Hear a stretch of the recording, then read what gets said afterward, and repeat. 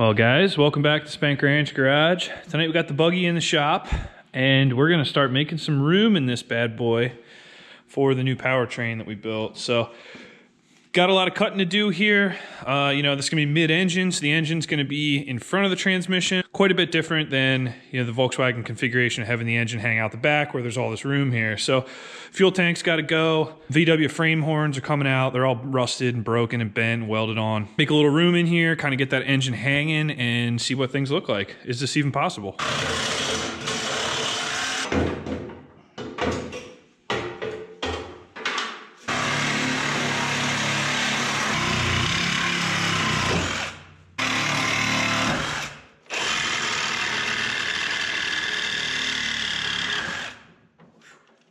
This ain't comfortable. I know it looks comfortable under here, but it's actually not.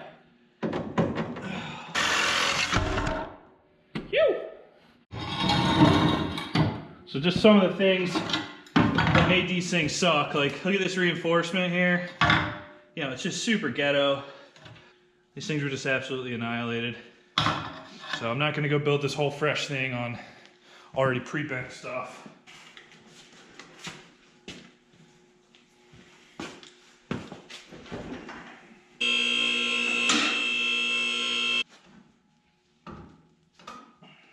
She's taut, as expected.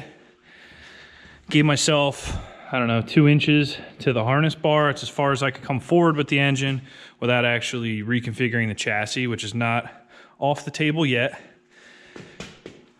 Angle of the drivetrain, trans still has to come up some. No problem there, just gotta stretch that jack stand out. I do not love the length of that shifter rod there. I'm gonna cut some off the end, but I may end up stretching the back of the frame a little bit to protect this area more. I don't like the vulnerability of that because I'm still gonna have to build linkages and crap there for cables. Overall though, height-wise, looks appropriate, just to the top of my toolboxes. Fuel tank will have to be relocated. Not exactly sure where that's gonna go yet, but that could be mounted low. I'm also gonna have an intercooler up here and a radiator. This area is gonna pack full pretty quickly. Where you get to the point where you just gotta have a couple of sodas and think about what you're doing here and how to do this. Where we have the remainder of the factory frame horns, you can see that's interfering with the oil pan. On this side, we have contact with the oil filter. I need to get all of that out of the way so we can move this engine down a little more, but not really any more forward.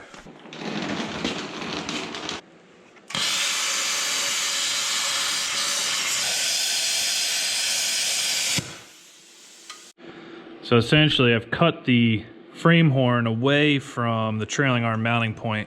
One thing I really do like about the Volkswagen torsion beam, this geometry seems to work really good off-road, and I want to preserve that geometry. So while I'm not going to actually use this in the future, it shows me what I need. I can build a template from this and then build a real heavy duty bracket and some heim joints in here. I want to get rid of these bushings. But anyway, that's a whole nother story. But I just want to cut away the frame rail here. That way we've got all the real estate to work with. Get rid of this old trans mount here. There's still a piece of transmission in the trans mount. Kind of funny. Anyway, get rid of all this crap. And we're kind of starting from a clean slate up here. Build our own frame horns and get back to business. Working my way through here. Definitely takes some time, but cleaning up the torsion tube, getting it back to like there wasn't a whole frame horn welded on it.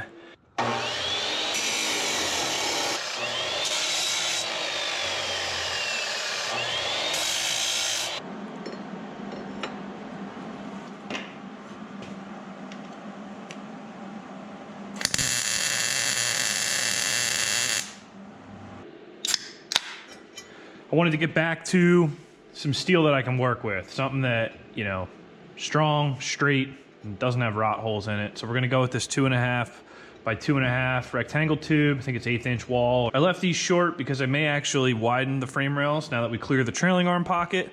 May come out this way. I actually wanna sit the engine back in. I'm not sure that I actually need these to go around the engine rather than under it. This motor will sit a bit higher than the Volkswagen motor will, and the reason for that is the way the high pinion differential works and how the axle outlets are actually much lower than the center line of the transmission. If you go back to my transmission build videos, I show you about that. But anyway, this engine can sit like 3 inches higher than the Volkswagen one can and have the same axle position. So I may be able to just run these straight I may have to kick them out. I may even have to kick them down and around. We'll see. I think I need to put the motor back in here and now take another look now that all this crap's out of the way.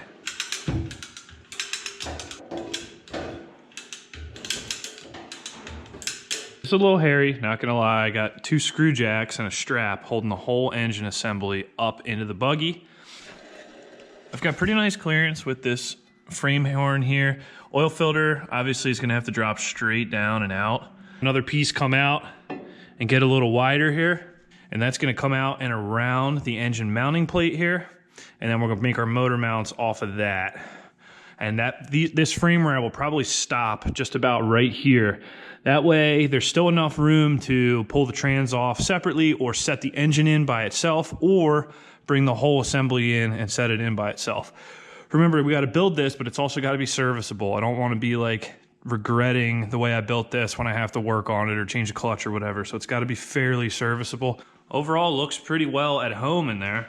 Now another thing is the buggy is flat right now on the lift. In real life, it's got a lot of front rake because the rear suspension's got a lot more travel. Eventually, the front suspension will have more travel and this might sit leveler. But anyway, the engine is pretty well level with the chassis. You know, when this thing's down on the ground, this trans is gonna actually appear to be tilted upwards a little bit, but it's actually not. It's just the whole buggy is raked. Ground clearance on the tail end should be great. That is something you gain with going mid-engine, is you only have a little bit of trans hanging off the back, and that kind of tapers upwards anyway. So, you know, you look at your angle here. I mean, I could really stand this thing up on its tail. Probably get close to flipping her, but anyway. Should have nice approach angle with that. And then you look down the center of the buggy. There's no engine components hanging below the lowest point. The entire engine, the oil pan's up about 1.5 inches. That'll be totally covered in skid plate. The adapter's up about 1.5 inches, and the trans is up even more than that, especially towards the rear here where you really need it. So we should be safe to skid plate the bottom, not have any issues. Oil drain plug, easily accessible. You know, you can come in through the side, change an alternator. Howdy, neighbor. Should be able to hear good turbo noises considering the turbo is 8 inches from my seat. Anyway, yeah, that's the grand scope of things here. It's crazy seeing just how much room there is back here because it's just a transmission where there used to be a, you know, boxer 4-cylinder back here. But up there, it's like, oh my God, what are we doing? We'll get it to fit, I promise you that. Just to show a little bit, where those white lines are on the frame rails is where they're gonna be hacked off, and then it's gonna be the bolt-on, you know, rear cage here. So I'm pulling the engine out, and this actually works really nice. Once those are cut, this engine's gonna drop straight down, slip right underneath the rear bar, right out. From underneath the buggy, coming back in, you pull the engine under, slide it under, whatever, start lifting it up. You're above the frame rails, you come forward, trans comes right up. Bada bing, bada boom, not bad. Don't look like much, but it's honest work. I gotta pull these back out, level them, straighten them, you know, notch them, weld them, cut them, everything else, but that's the general idea. Whoa, that looks bad.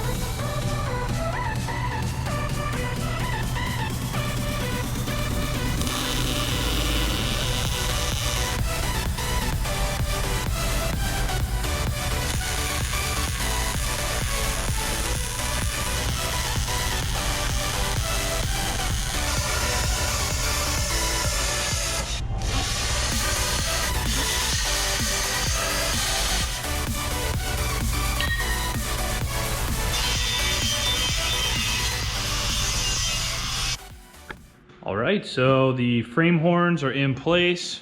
These are 2.5 by 2.5 1/8-inch wall, and they've got a kink about 6.5 inches off of the torsion tube to come out this way to clear the bell housing transmission area. Here she is in what I hope is her final position. Nice clearance everywhere. Plenty of oil pan clearance. Plenty of oil filter clearance. Trans adapter clearance, transmission clearance, pretty well everything clears well. Our transmission mounts out of my BMWs, a little too stiff for the daily driver, but I think they'll be perfect for the buggy. So got them tacked onto a piece of 1/4-inch plate here, and then I'm gonna come up off the adapter plate here, leg over to this, and boulder down.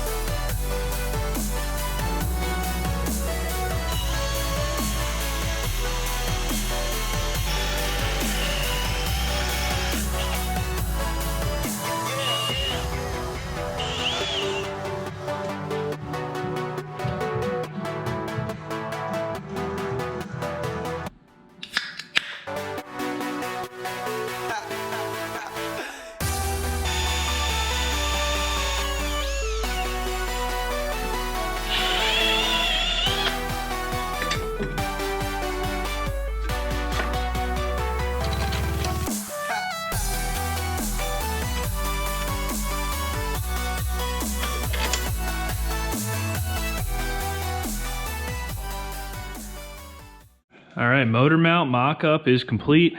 Very pleased with these. I love that it's a 2-part design. That way I can pull this piece out, fold this mount out of the way, replace the mount, put it all back together. Yeah, it's pretty close to balanced, but there is an imbalance here.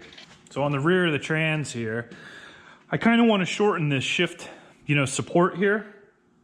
And there's a support bearing in the end here and a seal, and there's also one up front where the shift rod or whatever goes in.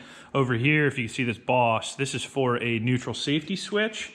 There is a notch here where that neutral safety switch, I would assume it's neutral safety, goes in. So the issue is, if I were to move this bearing surface forward, we're gonna fall right on this notch, and this is not a good bearing surface. Okay.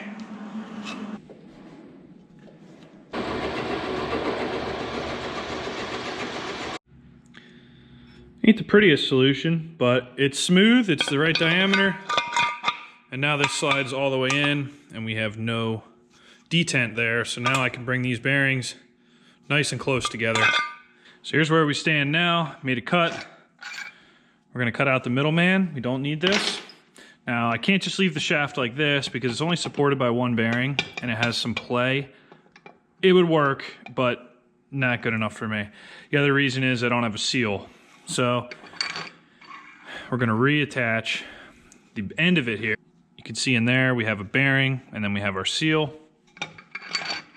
This is gonna come in like this, set the shaft the way it needs to be, weld this back on.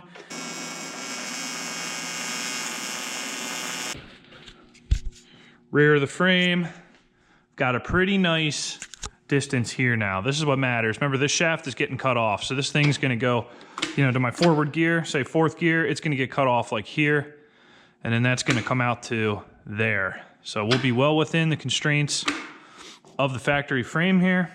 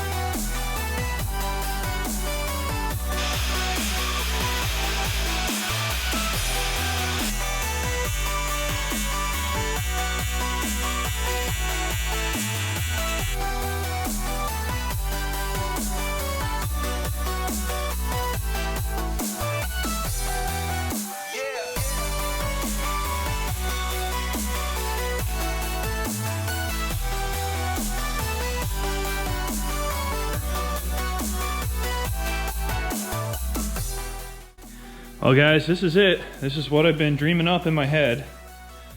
Didn't know if it was possible. Still don't know if it's possible, but it's closer. We've come far, very far. We have a long, long way to go. So finally the engine is fully suspended and installed in the buggy, as it will be. Not decided yet if it needs a front motor mount yet. But either way, that's where the engine will set. You can see we've got ample rear transmission clearance here. Remember that shift rod's gonna get trimmed down. We've got a very tight setup up front. We've got about an inch between my fake harness bar that's going away and the belt system. Obviously, we'll need a firewall there for personnel safety, coolant line ruptures, whatever. I'm not trying to be sprayed with coolant, but that we will get to all that. There is a ton left to do on this. This is like step 1 of 500, even though this was a fairly big step. We got custom frame horns in here now that we can build off of. We've got to build a new rear cage underneath the rear of it. We got to get axles figured out. That means we're going to figure out new wheel bearings, disc brakes, probably new trailing arms. That's going to snowball, I guarantee it. We got to put intercooler piping on this. We got to get a cooling system in this. We got to get a fuel tank in here. We've got to figure out wiring, pedals. This is drive-by-wire. There's just so much to do. I'm going to keep chugging away at it. It takes me a lot of time. This isn't my only job, unfortunately, so I've got a lot of other things going on. I work on this when I can. Stick with me. I will get this buggy done. It will be sick. Thanks for watching Spank Ranch Garage. I'll see you soon.